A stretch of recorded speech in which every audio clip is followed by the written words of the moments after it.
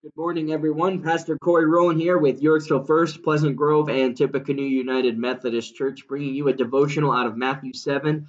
And this devotional begins with a question, and it's a question I want each of you to ponder. What kind of fruit are you producing in your life? What kind of fruit are you producing in your life? Now, fruit is are kind of the accomplishments of the works that we do. We use the gifts of God to produce fruit. So spiritual fruit is done, and fruit that we produce is done by working for the Lord or not working for the Lord. And whatever actions we do, it all produces some kind of fruit. But not all fruit is good. In fact, it's beginning in verse 17 of Luke 7, it says, "A good tree produces good fruit, and a bad tree produces bad fruit. A good tree cannot produce bad fruit, and a bad tree cannot produce good fruit. So every tree that does not produce good fruit is chopped down and thrown into the fire. Yes, just as you can identify a tree by its fruit, so you can identify people by their actions." And so another question posed in this devotional is, will people be able to identify you as Christian by your actions?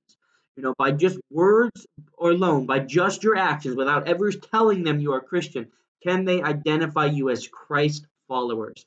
This verse says that everyone produces fruits, either good fruits or bad fruits.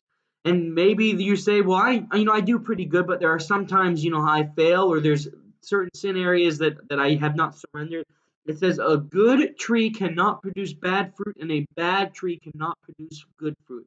And basically, this verse is put in there to say it's all or nothing.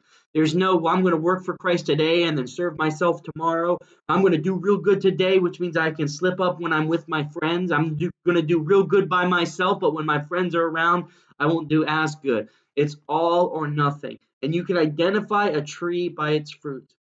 And we all should be desiring to produce good fruit, because it says every tree that does not produce good fruit will be chopped up and thrown into the fires. And obviously, those fires are a reference to hell.